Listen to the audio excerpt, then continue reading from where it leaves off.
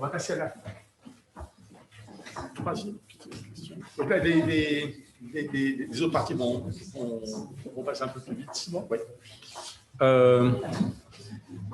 Voilà. Troisième chapitre du rapport, c'est former combien et par quelle filière, qui se sous-divise en 5 parties: l'évolution des effectifs entrants, les médecins diplômés étrangers, le vieillissement des chirurgiens, les droits hors mort, les actes partagés aux frontières avec 2 spécialités ou d'autres professions non chirurgicales, et puis les arrêts maladie, congés, maternité, paternité, il y a été allusion et handicap. Et en fait, on va se concentrer simplement sur 2 questions: évolution des effectifs et les droits hors mort. Évolution des effectifs, ça va être très rapide et c'est assez éclairant. Depuis, c'est la suite de la loi de 1982 sur la loi santé de l'époque qui a instauré des filières.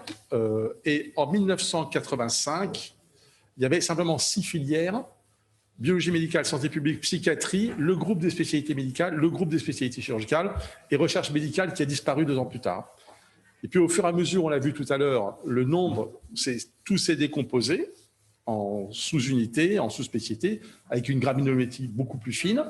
Et donc, j'ai repris les effectifs d'entrants depuis 1985, en conservant cette classification initiale: biologie médicale, santé publique, psychiatrie, le groupe des spécialités médicales et le groupe des spécialités chirurgicales. Alors, voilà ce que ça donne. Première période, 1985 à 2004. Toutes les évolutions sont parallèles. Alors, je vous précise, il y a une décroissance parce qu'on est au début du numerus clausus, il y a trop de médecins, on est une période de crise économique, on ne veut pas que tous les médecins fassent une spécialité, donc il y a une décroissance bien compréhensible. Il y a une exception qui est la psychiatrie. C'est à l'époque, on est à l'époque du gouvernement Chirac, avec Michel Barzac, Premier ministre, et donc on peut comprendre qu'il y a eu à ce moment-là un accent qui a été mis sur la psychiatrie et tout est rentré dans l'ordre. Et vous voyez qu'ensuite, le groupe de spécialité médicale, le groupe de spécialité chirurgicale, l'ensemble des 5 filières, tout ça évolue de façon très parallèle et de façon moins importante que l'évolution de la population. Et puis il y a un rapport 2001, vous voyez qu'on est encore dans cette période 2001, on est en train, l'État est en train de réfléchir à augmenter le nombre de filières, voilà, de réguler. Et il y a un rapport qui est connu sous le nom de rapport Nicolas, où il est écrit, juin 2001, cette situation où on va augmenter le nombre de filières et réguler à une échelle plus fine constitue également un frein à une bonne régulation des flux entre les différentes spécialités. L'augmentation du nombre d'internes dans une spécialité qu'on crée se réalisant au détriment d'une autre spécialité, du fait de la limitation globale des postes. La lutte des affluences est alors très forte et les transferts se font souvent au détriment des moins bien dotés qui offrent une moindre résistance. Et c'est exactement ce qui s'est passé pour la chirurgie. Alors, on part de là, tout va bien, et puis on arrive ici, et voilà ce qui se passe au cours des années suivantes. Et vous voyez qu'à partir de 2004, qui est la première réforme qui fait passer à 30 le nombre de spécialités, les courbes divergent. Voilà, ce qu'il faut regarder essentiellement, c'est le vert, le groupe des spécialités médicales, le rouge, le groupe des spécialités chirurgicales, et on part sur une base 100, c'est-à-dire qu'on fait l'augmentation en pourcentage depuis 1985. Vous voyez que de 1985, les spécialités chirurgicales ont augmenté d'un peu plus de 50%, alors que c'est de près de 175% pour les spécialités médicales. Il y a un premier événement où vous voyez là, 2005, en rouge, l'augmentation des spécialités chirurgicales. Ça, c'est la conséquence directe. Je ne sais pas si vous savez, le syndrome de Wembley, c'est la crise des chirurgiens, du recrutement, qui s'était soldée par un mouvement, les chirurgiens, okay, on quitte la France, on va tous opérer en Angleterre. Et donc, c'est à ce moment-là qu'il y a eu le protocole d'accord, et ce protocole d'accord incluait une augmentation du nombre de chirurgiens informés. Il y a eu cette augmentation du nombre de chirurgiens informés en 2005, mais vous voyez ensuite, 2006, 2007, 2008, ça stagne, et finalement, ça rejoint l'augmentation des spécialités médicales en vert en 2010. Autrement dit, ce protocole d'accord a sauté immédiatement, n'a pas été appliqué. On pourra revenir sur les raisons qui ont abouti à ça, mais en gros, ce qui avait été acté n'a pas pu être tenu. Et puis, vous avez ici l'impact de la réforme de 2010, l'augmentation des spécialités, là encore, divergence des courbes. Et puis 2017, où vraiment, il y a cet énorme fossé qui se crée entre les spécialités médicales et le groupe des spécialités chirurgicales. Et puis depuis, on sent bien qu'on ne fait que perpétuer d'une année sur l'autre au prorata près les effectifs qui ont été définis en 2017, sans que enfin, en partant de l'hypothèse que ce qui avait été défini en 2017 était exact, mais sans qu'on sache si c'est le cas, et en fait, non. Voilà, simplement en reprenant cette fois-ci sur une base de départ, non plus de 1985, mais 2010, on voit bien que depuis 2010, l'augmentation des spécialités médicales, le total, le groupe initial, c'est 120%, spécialité chirurgicale, c'est 20%.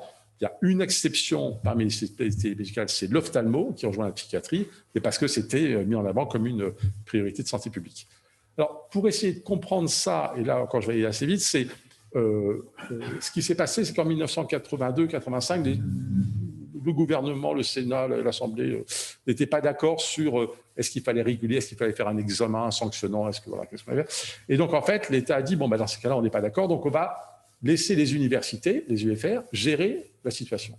Et donc à laisser cette forme d'autonomie aux universités. Et vous avez ici, dans ce que j'ai construit, vous avez ici les effectifs en 1985 d'entrants dans ce groupe des spécialités, et en ordonnée, l'augmentation qu'on a observée dans ces spécialités entre 1985 et 2017. Donc, par exemple, là, on a le groupe des UFR qui avait peu d'effectifs en 1985, et on voit que ça a explosé au cours de la période. Et à l'inverse, vous avez ici des UFR où il y avait moins d'étudiants en 1985, et donc ce nombre a moins augmenté qu'ailleurs. Et lorsqu'on regarde comment c'est corrélé à l'échelle de la subdivision de la région, donc là, c'est chaque point est une subdivision, et vous avez la part de la spécialité médicale ou chirurgicale ou la psychiatrie dans l'augmentation globale des effectifs. Et on voit qu'il y a une corrélation parfaite avec des spécialités médicales en vert, ce qui n'est pas le cas pour la psychiatrie et les spécialités chirurgicales, et c'est encore plus vrai à l'échelle des régions. Autrement dit, les subdivisions ont augmenté leur effectif de troisième cycle en se basant sur les effectifs des spécialités médicales, sans chercher à savoir s'il y avait une concordance ou une cohérence avec des spécialités chirurgicales, et on aboutit à des situations où maintenant, dans certaines subdivisions, dans certaines régions, les effectifs formés en chirurgie sont insuffisants. Avec 5 subdivisions qui sont vraiment dans le rouge, qui sont dans une grande difficulté de flux entrant dans les spécialités chirurgicales, c'est Rennes, Toulouse, Bordeaux, Marseille et paradoxalement l'Île-de-France. L'Île-de-France, l'augmentation des effectifs dans les spécialités chirurgicales, entrant dans les spécialités chirurgicales, est moins importante que l'augmentation de la population en Île-de-France. Donc, en conclusion, les spécialités chirurgicales représentaient 22% des étudiants entrant dans une filière de spécialité médicale en 1985, 29% à la suite du conflit des chirurgiens de 2004, dans le cadre du protocole d'accord, et c'est redescendu à 17% actuellement. Entre 1985 et 2021, le groupe des spécialités chirurgicales a augmenté 3 fois moins que les spécialités médicales, 2,3 fois moins que la psychiatrie. Durant la même période, il y a eu une augmentation de la population, 20%, de l'espérance de vie, 8 ans pour les hommes, c'est pour les femmes, 6 ans pour les hommes, du nombre d'actes chirurgicaux, sans qu'on puisse très bien le quantifier, d'ailleurs, c'est intéressant, et la réglementation sur le temps de travail a été mise en place, ce qui explique des difficultés démographiques que l'on rencontre, difficultés qui étaient déjà à l'origine du mouvement de contestation de 2004. Voilà.